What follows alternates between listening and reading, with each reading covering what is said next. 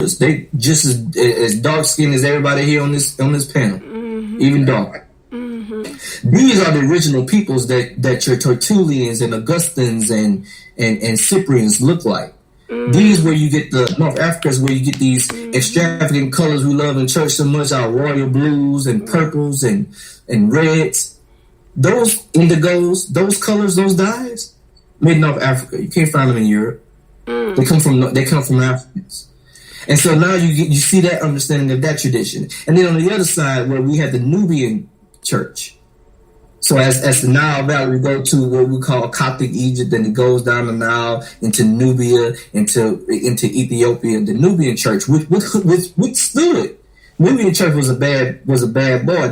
Matter of fact, they scared off the Arabs, the Islamic Arabs, so bad they didn't want no parts of them. The archers from Nubia were so skilled they would be able to from distance of 100 or so feet with their bows were able to shoot the bow and the bow all the way through an eye. They would call them eye slitters because they were so accurate. There's this scene in Gladiator where they and I'm not so Gladiator in the movie 300 where they talk about they have so many bows that they would blot out the sun, right? And you see towards the end of the movie when they shoot the bow and arrows and it darkens the sky. Well, actually, that comes from the description of the Nubian army, because that's what they were. They said they were that good to where you didn't want no parts of them. Believers, led by a queen mother. So they took that faith tradition and they moved across the continent into areas of the Benue River and the Niger River, and places like Nigeria, Niger, Ghana, and the likes. That we have overwhelming evidence that these people, they're believers. That's not saying every single person in West Africa was a believer, but we have more evidence that we have people like Leo Africanos and Mansa Musa and the like. Mansa Musa is openly stating, look, we got Christians in our kingdom. They got gold. We don't mess with them because every time we go to try to take the gold, it all of a sudden disappears. But then when we come back, the Christians got the gold again. And I'm paraphrasing, but you can read what's called the Corpus. That book is called The Corpus of Early Arabic Sources of West African History. It's now recently being, in the last 5 years, been translated into English. A lot of these works are not in English. They're they may be in German, French, and the likes. And they're just something that we have not been exposed to. When I look at writings such as Leo Africanus and things that he said when he traveled, he went into what we call present day Ghana, and he said, "Man, they're following the faith just as those of Egypt." Easy lines. Like, wait, hold on a second. But they told us we didn't know anything about Jesus until the European people came. But here's this black man who was described as a black Amor, who grew up in the Islamic tradition, converted to Christianity, and basically traveled all around what was known as Africa at that time, telling people like, no, they're African Christians all throughout. These are things for me. And again, there's a litany of just a whole other evidences. Is that why isn't this taught in your basic seminary? They will tell you all about the Portuguese that came to the Congo. They will tell you all about the churches that came and took from Africans and got the whip and whipped Jesus in the back and changed the name, et cetera, et cetera. They will tell you all these things about how Europeans bringing these missions into West Africa, but they won't tell you about the African Christians that were already there. Yeah. African believers. What's funny is the part that they're telling you about takes place between the 15th and the 19th century. They don't want to tell you about the early. Right. Because that's all black. Yeah, that's it. I got a question I need to ask you, Reverend Burston, and also Reverend Bray. Let me ask y'all a question. Okay. Have either of you ever heard of a name, Serapis? Serapis. I see you, Byron. I have not. Pastor Clay, you ever heard the name Serapis? No, sir. That's interesting. Serapis Christus is an invented god. He's a composite of several Egyptian and Hellenistic deities. Okay. It is that name that was introduced at Antioch. They accused the believers of the way of following Serapis Christus, the false god. Wow. And we embrace it.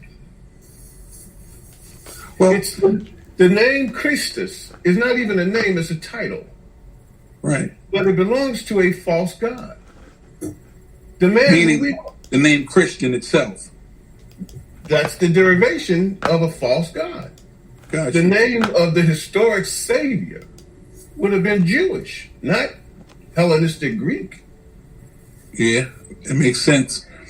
Well, let me ask you a question, Dr. Davis and Dr. Byron.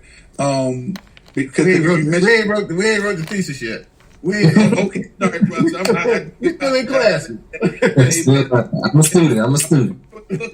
Amen. I'm still supposed in the oven baking. So, but since you bring that up, Reverend Davis, there's a thought where many black people say that they shy away from Christianity and they shy away from the church because we don't tell the whole truth. We don't know the whole truth. It is based on, like you said, because we just don't know. So, because Right. seminary doesn't do these things, right? So My seminary does. I apologize, but does what are your thoughts on the ideology that the original Jews were African? They were. Okay. The word Jew comes from a Hebrew word Ivri, or sometimes pronounced Ibri. Okay. And so, let me help you out. I told you that Egypt is it exists on a natural land bridge between the part of the world we call Asia and the continent of Africa. What you need to know also is that the major tributary between these two continents in North Africa is the Mediterranean Sea. So much trade, as for instance, seminary in Washington was telling you that a lot of the colors that ended up in the garments of Italian clergy in Rome, those dyes were imported across the land bridge or across the Mediterranean Sea. The color, we call it aramance, Roman purple. You can't make that with the plants that grow in Italy. That comes from Northern Africa. Wow. A lot of the structures for the ranks and hierarchy of the clergy came from Egyptian armies. Even the concept of what people call overseer is not from the house of the Pope. Overseers existed in Egypt, not Italy. Wow. Yeah. The word we use in the Greek, episkopos, two words, epi, over, scopos, sight. Those are concepts that precede the founding of the church. But we don't want to acknowledge it because we see that as a pagan influence. Boy, oh boy, if I could get some of the people who say that to me to come with me to class for one day just to see how the pagans influenced the creeds of the church, which are the statements, the public statements of the beliefs of the church. Did you know that it was sultans during the Ottoman Wars who paid for Christians, as they call themselves, to go from Italy to argue with the Anglican Church about the Reformation? That they licensed and allowed so-called Christian bishops in Syria and in Turkey to continue to practice the Christian faith, even though they were technically enemies of the Turkish state. To the extent where the last book of prophecy in the scriptures is called the Revelation of Jesus Christ. It's written by the Apostle John on the island of Patmos.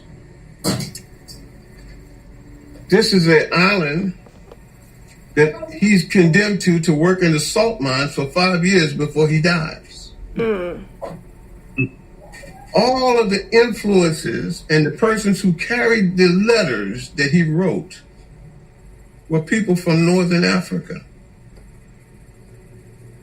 So we have the name of a false god.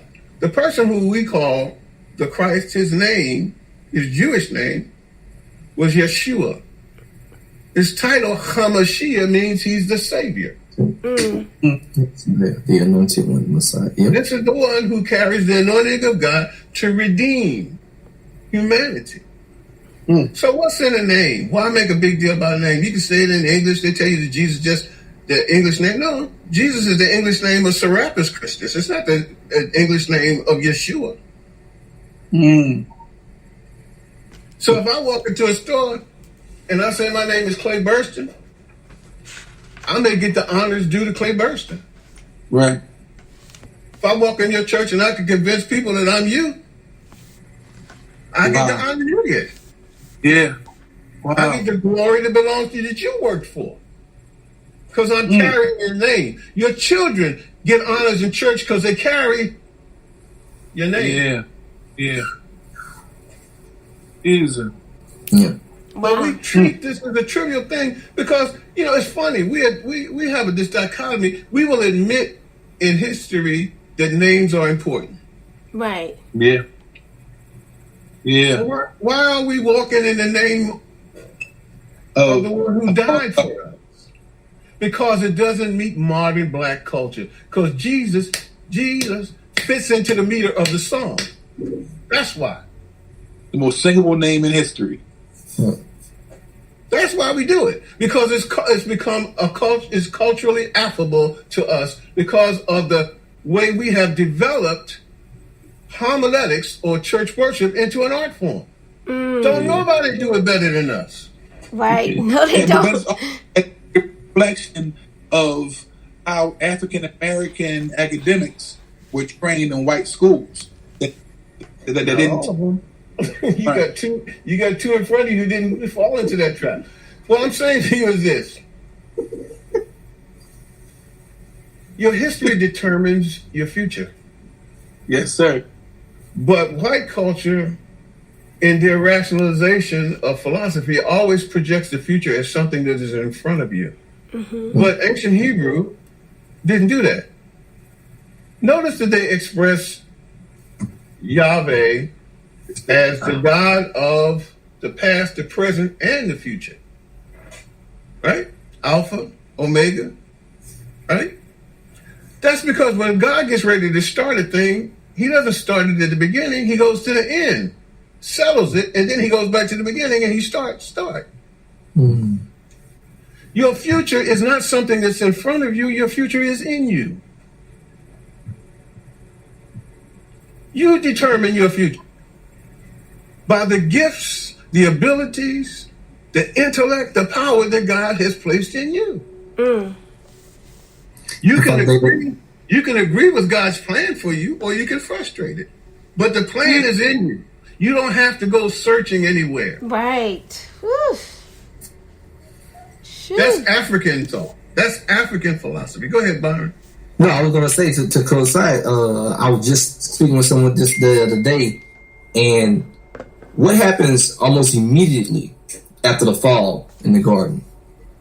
Jeez. I already stated to the serpent that the seed of the woman, I'm going to place enmity between you two, and that the seed of the woman is going to crush the heel, is going to crush the head of the snake. He's already, in that exact moment, already stated, I already got a plan to defeat that already. It's done. It's settled. It was settled. When sin enters in the garden, the plan is already settled for the end. Right. We just playing out the rest of the map here. Okay. We just planning out the rest of the story. It's already been spoken. It's just adding on what Father David's saying. This is something, again, the the Africanisms, and that's why I stated when you get to learn or get a chance to understand the way